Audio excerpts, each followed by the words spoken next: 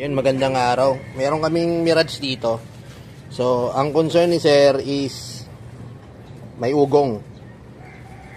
So, ito si Sir nag-message sa akin na kung pwede daw gawan ko ng video para maging aware yung mga manonood at sa mga Mirage user.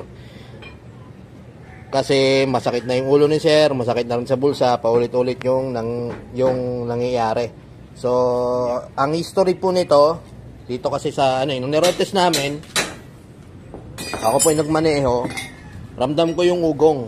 Ayan, sabi ko, Sir, mas malakas yung sa kaliwa, kaya lang ako, Sir, hindi tayo pwedeng medyo hindi pwedeng mag-focus tayo sa kaliwa porket sa kaliwa ko nararamdaman kasi ang bearing po, vibration yan tumutula yan.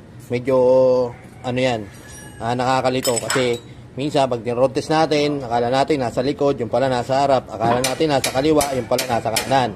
So, in actual check na namin, ang findings ko is wheel bearing. Okay? So, dito na ipapasok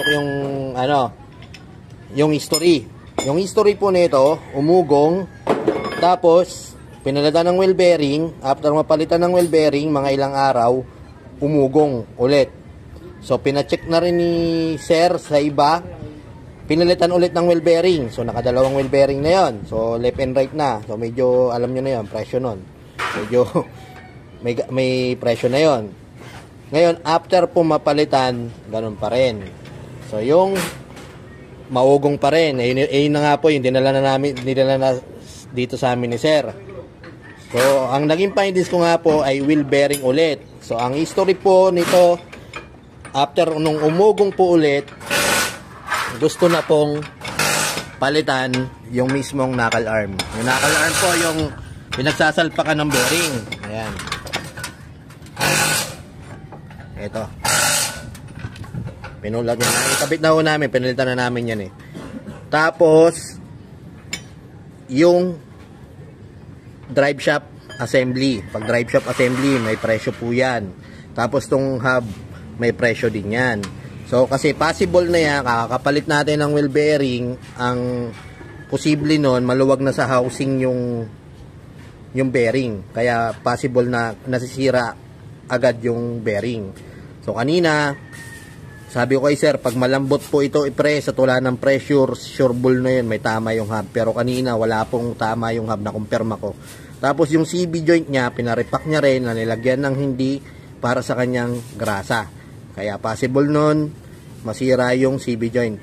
At nung sinabi na nga po na palitan na itong knuckle arm at CB joint ay drive shaft, hindi na ho ni Sir tinuloy gawa ng malaki-laki na yung gastos. So ano pong nangyari doon? Yung bearing ni Sir. Ayan, ito po yung bearing ni Sir. Ayan. So nakailang palit na. Ngayon pagtingin ko, Sir, sabi ko, Sir, hindi ito original na Koyo na brand. Kasi yung sinalpak namin, pinakita ko kay Sir mismo kung anong pinagkaiba nung original na Koyo compare dito. Tsaka sinabi sa akin ni Sir ng presyo at siya daw bumili, Sir, masyadong mura yan.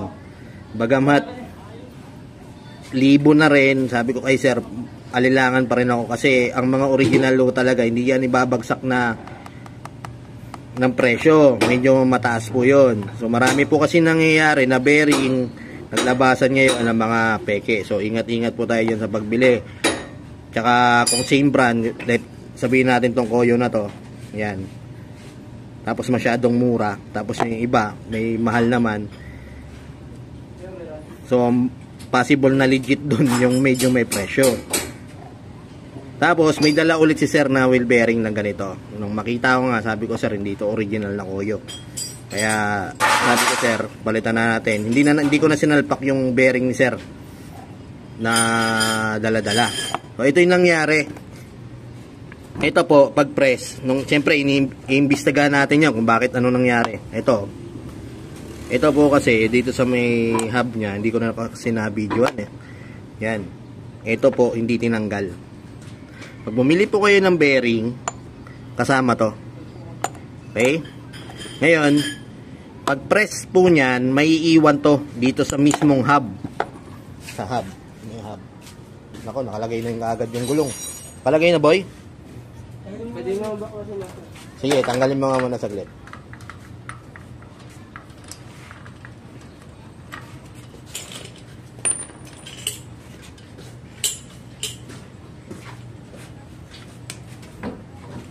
Ayun, pasensya na, di ko na video ng buo. Ayan, itong apat na tornilyo yan. Kung tinanggal nyo yan, meron yan yung suksukan ng CV joint natin. So, ito, pag pinrest natin, nakadikit yun. So, nakita ko sa kanya, wala siyang bakat ng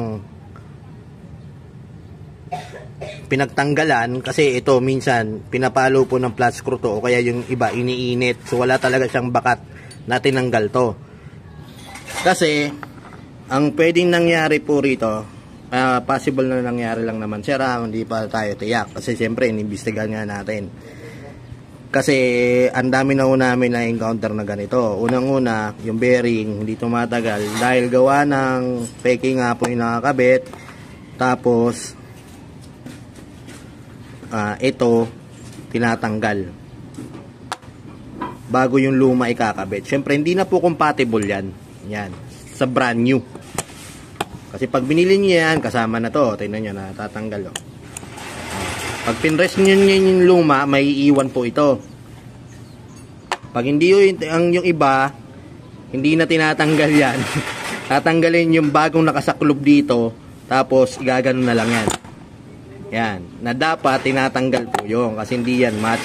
Ang laki ng kalog, oh. Kanina, grabing ugong. Ayan. Kwento pa lang ni sir, problemado na, gawa ng paulit-ulit nga yung gastos. Siyempre, kahit sino naman po siguro, pag paulit-ulit ang gastos, aaray na rin sa bulsa. Ngayon, ang laki po ng play. So, ngayon, i-road test na lang natin. Okay, na road test na ho namin.